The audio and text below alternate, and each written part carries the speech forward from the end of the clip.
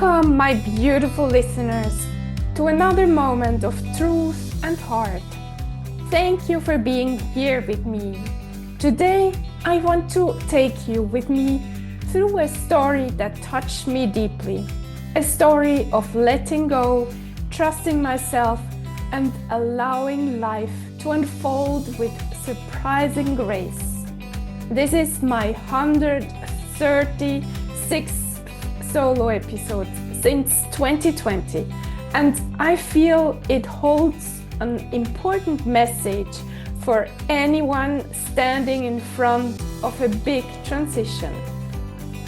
There are moments in life when we sense that something tender is shifting, a chapter closing, another one quietly opening. Selling my parents' house, the place where I ran barefoot as a child, where laughter and pain and memories settled into the walls. This was one of those moments. Last week, I signed the contract. The house, 111 years old, is now officially sold after 11 months. Without a broker, just through my own hands, my intuition, and the quiet trust that it would all work out. But I don't share this to celebrate an achievement.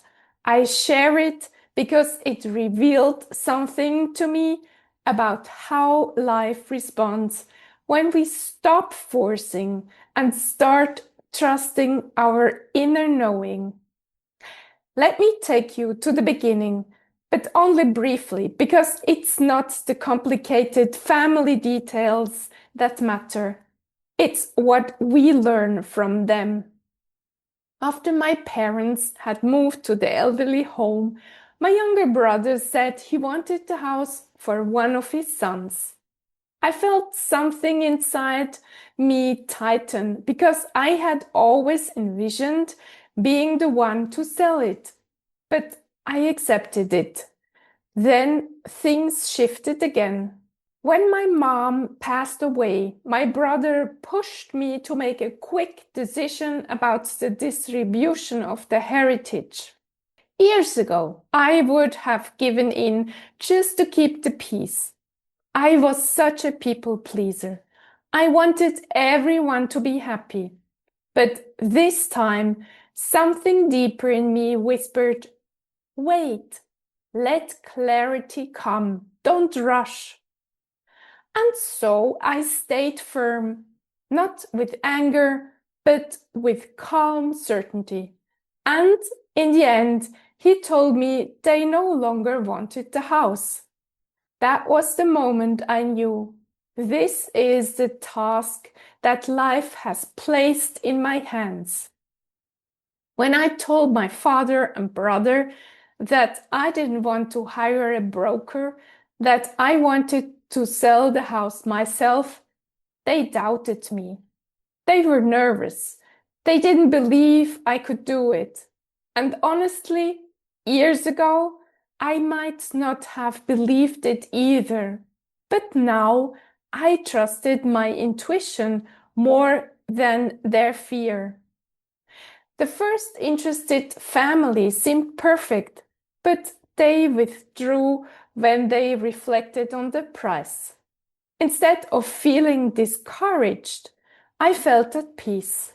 I had learned not to collapse when something slips away. I had learned to let life reorganize itself. Then came the second family. The husband, an architect, saw beauty where others saw age. His eyes lit up when he walked through the house, and soon he, his wife, and the second couple joined together, dreaming about their future homes, sketching possibilities, imagining a shared life inside these old walls. And here something important happened. Something I believe you can take to heart. There was one woman in this group who naturally became the bridge between all of us. She had this grounded clarity, a calm warmth, and she carried conversations with so much respect. She and I would talk about everything, the questions, the uncertainties, the technical details, even the emotional moments. She then brought everything back to her husband and to the other couple. And I, on my side, spoke with my father and brother, explained things, reassured them, created transparency. It became a gentle rhythm across two worlds, them planning their future and us learning to let go of the past. And what I want you to see in this is how much power lies in honest, steady communication. When two sides decide to approach each other with openness instead of ego, things move forward with so much more ease. You don't need to push. You don't need to dominate. You just need to stay centered, clear, and kind. In those months, of course, there were moments of uncertainty, technical questions about the structure of the house, discussions about the price, fears from my family, worries from the buyers. And in those moments, I reminded myself of the inner work I've been doing for so many years. I reminded myself who I had become. I didn't lose my temper. I didn't collapse into old patterns. I stayed grounded and allowed life to flow. And I want to share something that might help you in your own life. When you go through a big transition, selling a house, changing a job, ending a relationship, stepping into something new, you will always have moments of doubt. It's natural, but the key is not to let the doubt become your decision maker. The key is to feel it and then return to your center. Return to the part of you that already knows, because clarity doesn't scream, it whispers. And then last week, I signed the contract. My father, still recovering from an eye operation, had given me permission to act for him. He even had a little emotional outburst before, something that years ago would have shaken me deeply. But this time, I saw the fear behind it. The house he bought 55 years ago, letting it go wasn't easy for him. I understood him. I didn't take it personally. I held the situation with softness. And standing there, signing the documents, surrounded by 4 people who were excited and grateful, I felt something so right, so aligned, because I had seen this moment months before, maybe even years before. And what moved me most was not that the sale happened, but that it happened the way I had envisioned it, with lightness, with dignity, with joy. And I had also allowed myself to ask for a price that honored the home. That was a big lesson, to not make myself small, to trust the value of something, to trust my own value. This whole process showed me the woman I have become, through coaching, through inner work, through choosing not to be driven by old wounds or fears. I could not have done this decades ago.